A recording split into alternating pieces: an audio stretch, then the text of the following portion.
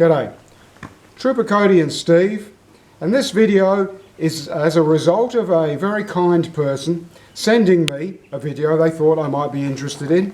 They said, have a look at this video, Steve. It's someone doing what you do, showing how to do light horse stuff. So when I looked, the person had 7,000 subscribers for their video channel and 30,000 people had watched the video, and what the video was the video telling everyone how to do the light horse knot around their horse's neck.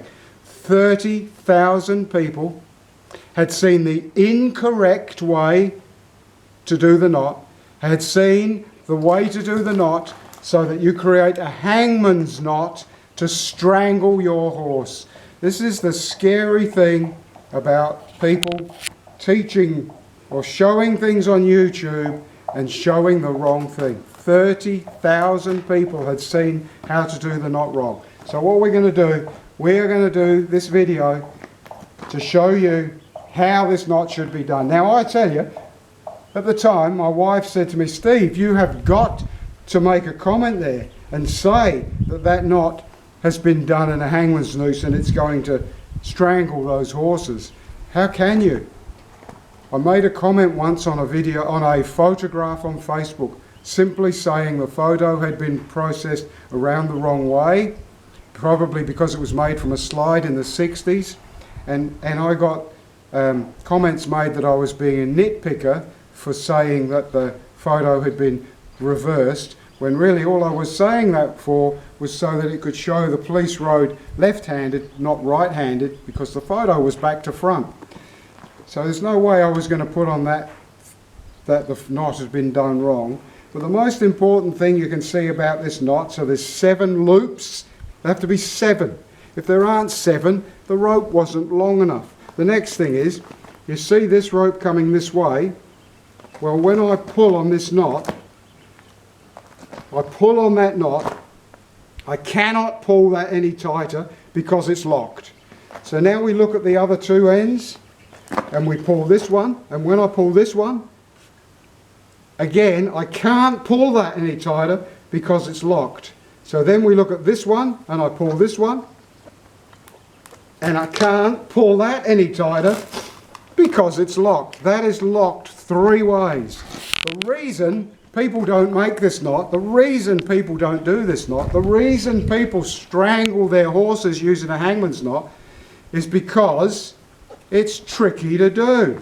So we might have to, I might have to cut a bit out of the video while I'm getting ready to do this, because this is a tight knot. It's supposed to be, because by being tight, it locks. So we'll get the knot, the rope undone. So there we go. We have the hemp rope, which was how the horses were sent to the Middle East in 1914 with hemp. They were, poor buggers were starving, so they ate the hemp rope. That's why they went to chain. When you read the 1910 and the 1914 handbook about how to do this knot, when you read, it says, pass the rope around the near side. That's what it says. Pass the rope around the near side. So you tell me, do you think that going around this way is passing around the near side? Or do you think, reading the book, pass the rope around the near side is that? What do you reckon? What's the reality? There is a photograph. Thank God there's a photograph, because when they say pass the rope around the near side, the photograph shows that you have to come around this side. The next part of doing this knot is when the knot is finished, you should have about 8 inches from that ring to the first of the 7 rings. So you have to work out, see why it's easier to do it wrong. You have to work out where that 8 inches is. Once you've done that, then you need to create an S. Can you see that S? So you see that I've done this S like this, but I haven't just done it any way. I've done it coming down on the bottom, coming back through the middle, coming back over the top. Why is that?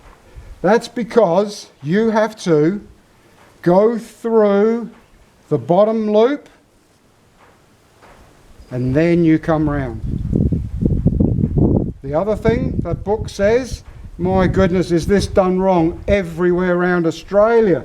The other thing the book says is that when this knot's done, the rope should not be loose around the horse's shoulders. So I'll show you how we get to that. Anyway, we've gone through that bottom loop and then we come back around them and we're going to go around 7 times.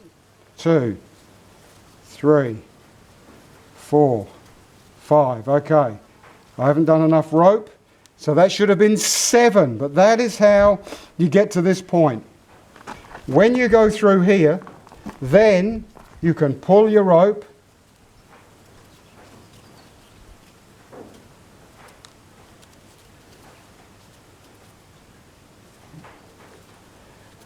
What have I done? Oh, bugger.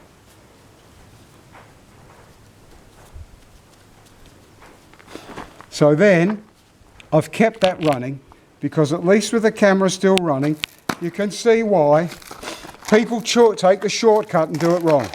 Because the guys that were doing this were probably doing it a couple of times a day, so they got it right. But what we've done there is we have pulled that tight now, so that has locked that end of the knot.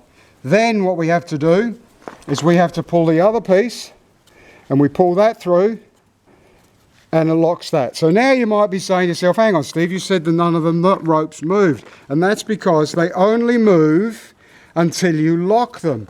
Once they're locked, that's locked. It can't be pulled anymore. That's locked. That can't be pulled anymore. That's locked. They are locked there and there. So now what has been done wrong for the purposes of the video, this should be 8 inches. That should have 7 loops, and that would then allow that to be tight around the horse's neck. But the main thing is you've seen how you do that knot so that it is not the hangman's knot. I hope that made sense. But that's the thing about doing it live on a hot day in a tunic. But at least the horse was perfect. Cheers, till next time.